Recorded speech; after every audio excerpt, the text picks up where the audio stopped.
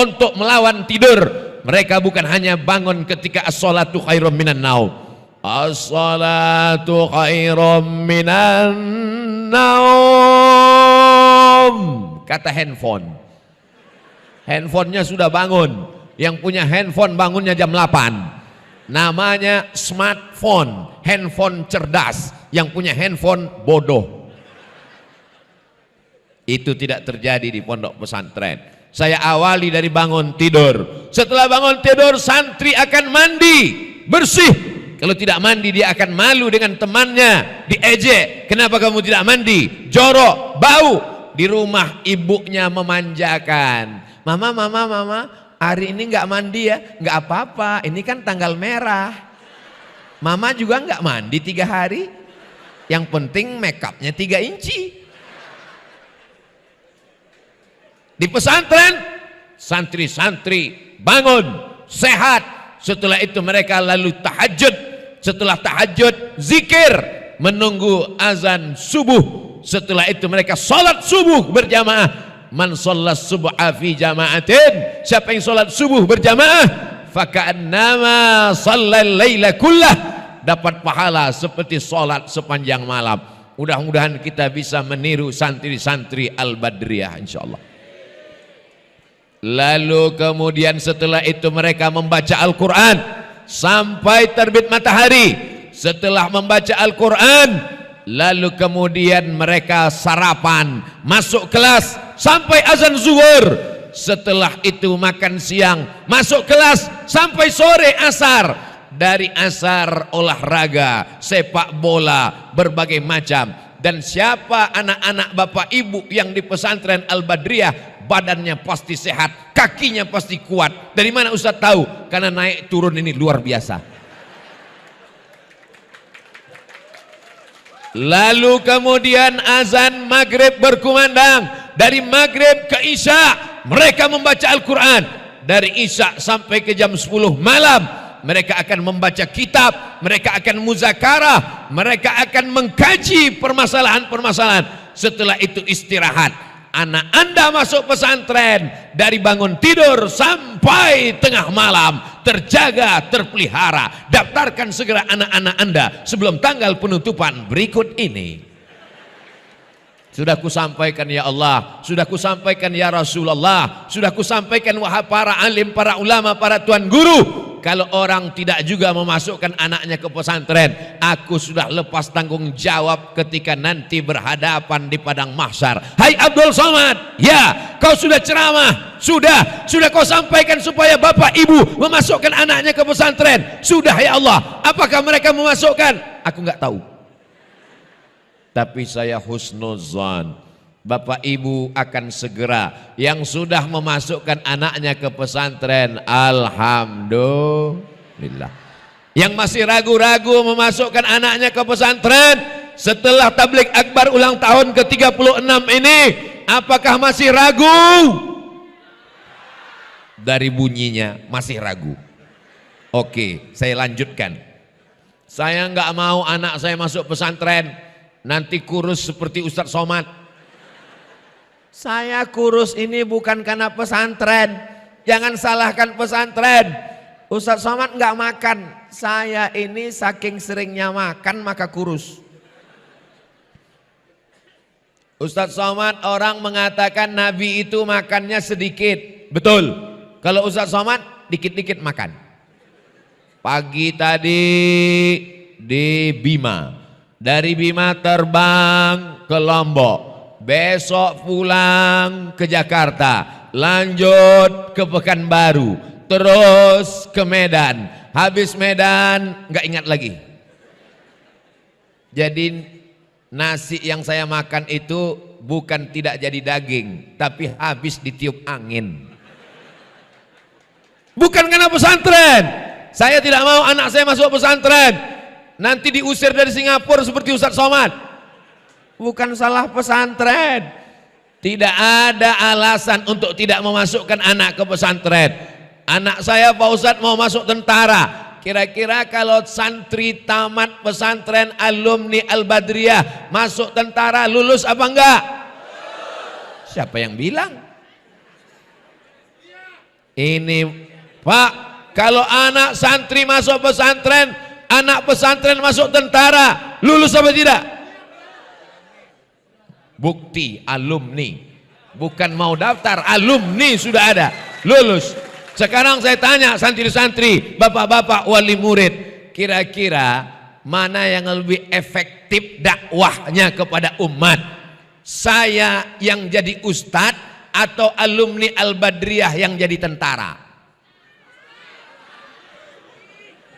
Mohon maaf Pak TNI, nampaknya jamaah lebih memilih saya. Sekarang kita kasih satu contoh kasus. Saya ceramah berapi-api di masjid. Jangan minum khamar, jangan main judi, jangan pacaran. Begitu keluar dari masjid, jumpa anak muda gonceng cewek. Lalu saya tegur, kamu jangan pacaran. Turun dia dari motor, dia ngejek saya. Diam kau somat. Urus saja surgamu, jangan urus nerakaku.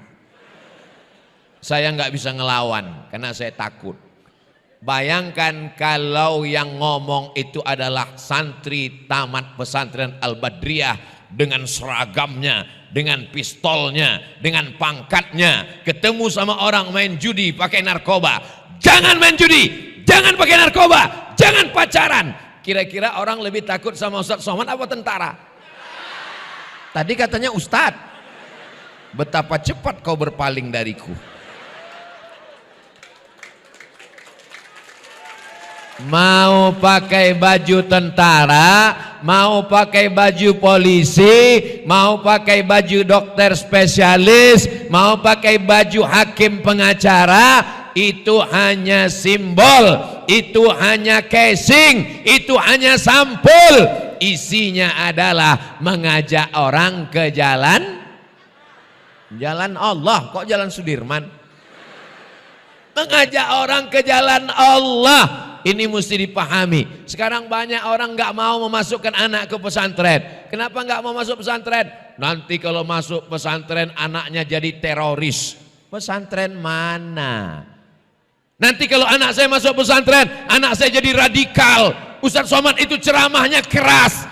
Ustadz Somad itu ceramahnya keras karena sound systemnya bagus. Ustadz Somad itu suaranya aja yang menggelegar.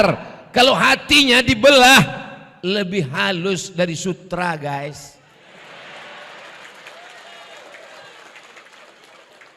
Saya mau mendoakan santri pesantren Al-Badriyah mau jadi tentara. Belum didoakan sudah ada yang jadi. Karena hari ini ulang tahun yang sebenarnya setengah abad. Karena kiai pulang dari pondok umur 20, sekarang umur 70 mendirikan pondok pesantren. Tapi kalau dihitung dari hari peresmiannya oleh Pak Gubernur Nusa Tenggara Barat, memang 36 tahun.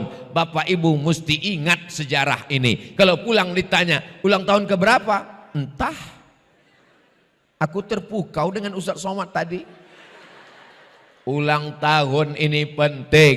Kalau ada kakek-kakek, nenek-nenek, ulang tahun pernikahan emas, sudah 50 tahun nikah, nikahnya umur 25, 25 tambah 50, 75, ulang tahun pernikahan emas.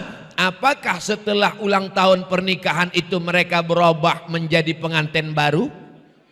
Enggak, mereka tetap top, tua. Mereka tidak berubah jadi muda. Lalu kenapa dibuat ulang tahun? Membangkitkan semangat kembali.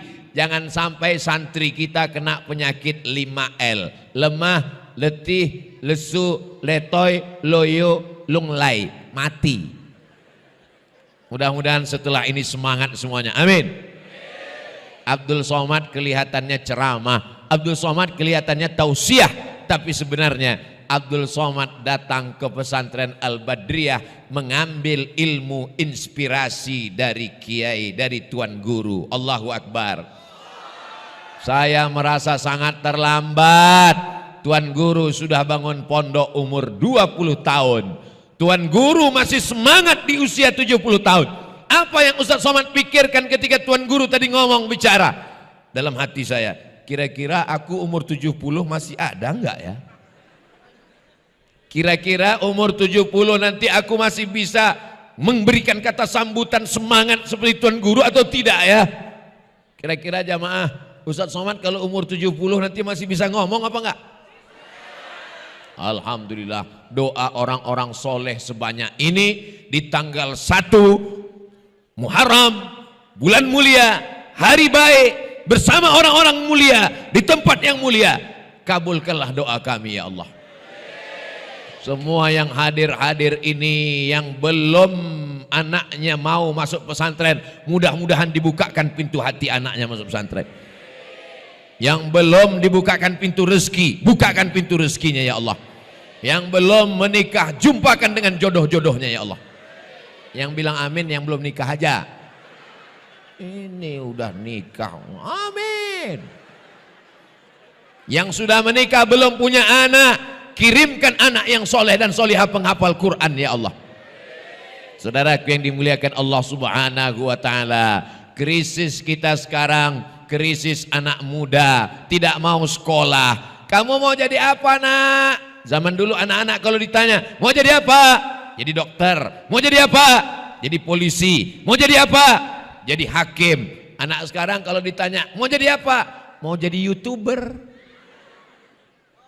Enggak pakai sekolah, cukup ngomong, cukup buat video, cukup buat konten, viral, bukan karena prestasi, tapi karena sensasi.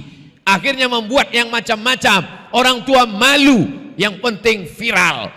Itu tidak akan terjadi pada anak pesantren, karena kepalanya diisi dengan ilmu Al-Quran, hadis, dan berbagai macam iman kepada Allah Subhanahu wa ta'ala.